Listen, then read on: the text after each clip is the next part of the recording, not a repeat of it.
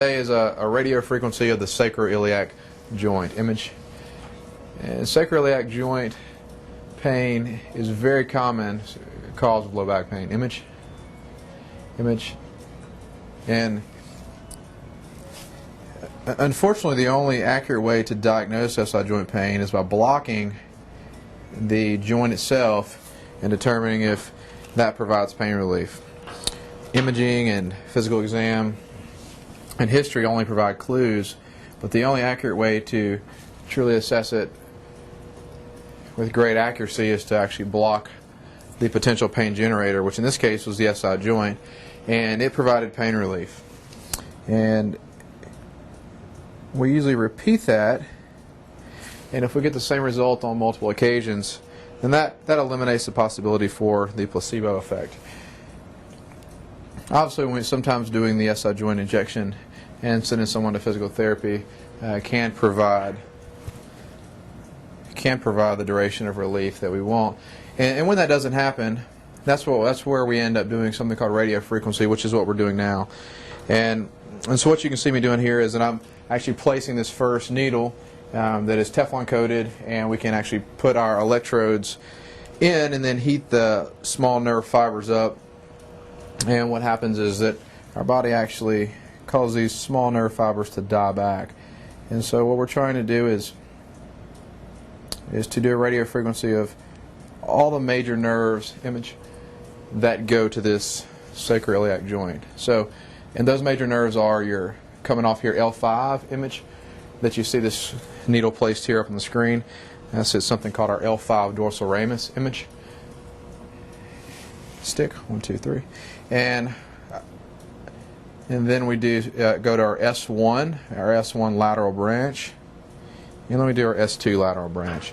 So we place these small needles in a way that we are able to heat up all three of these branches and give us the best chance to essentially block that SI joint from getting any of these sensory innervation from these nerves. Now, radio frequency has been around for quite a while, and it's one of the few things in pain management that can give us some longer term duration of relief. Go down. Come down for the bed.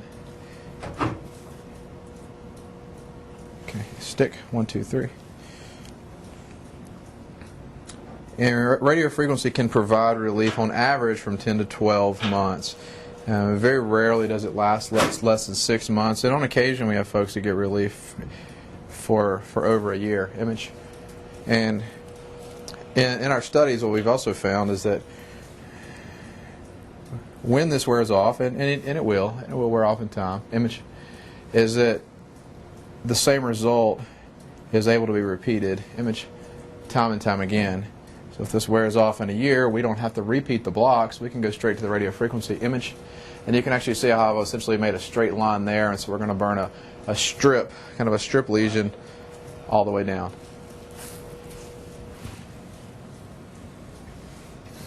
Okay, and I'm going to put a little stronger numbing medication in there so that whenever we heat this up, the patient doesn't feel any pain. This is a relatively painless procedure.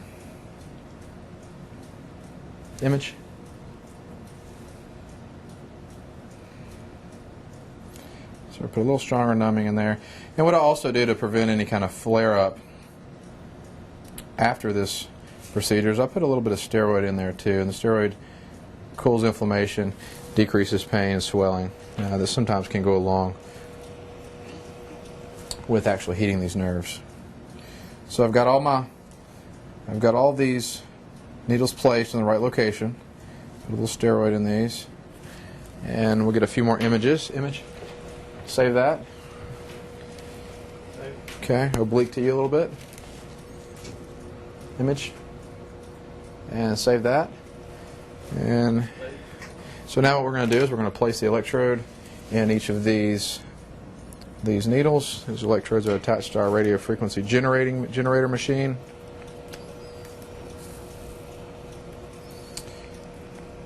And then essentially what I do is I do 3 lesions at each level to provide us the greatest chance of capturing these nerves.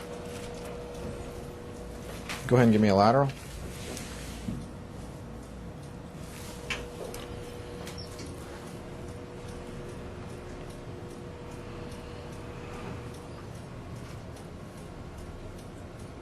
Okay, you can save that. And go ahead and come back around and go and start the first lesion.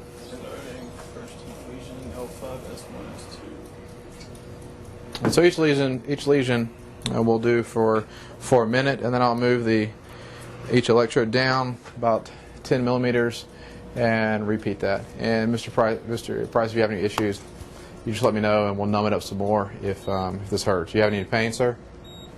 You're okay. Good. Stop it. Okay, we're going to move these needles down about 10 millimeters or so. And we put these just about each of the foramen start, which is right where these small nerves come out and make their traverse over to the SI joint. So you actually can see here, that image. So that's kind of where L5 comes out, image. That's where S1 comes out, image. And then you see that's S2, the foramen for S2 right there, image. And over here, image. You can see this is the SI joint. You can see a small gap there. You can identify that as a joint. Image. Okay. All right, we're going to go ahead and make our third lesion here. Again, we just move these needles down just a hair. Image. I'm actually going to move that one back up a little bit. Image.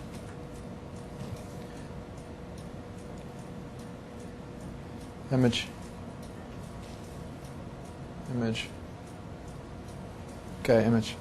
Okay, start. All right, so this is our third and final lesion, and then we'll be finished.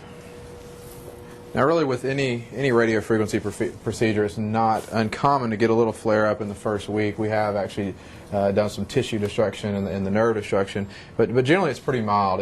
Most of the time, Tylenol and ibuprofen can take care of that. Sometimes a little extra pain medicine is necessary, but in general, that only lasts just a few days. And the pain relief from the radiofrequency usually takes about 3 or 4 weeks to kick in. Our body actually has to die, these nerves have to die back. That process does take about 3 or 4 weeks. All right, and this completes the radiofrequency of the SI joint. Okay.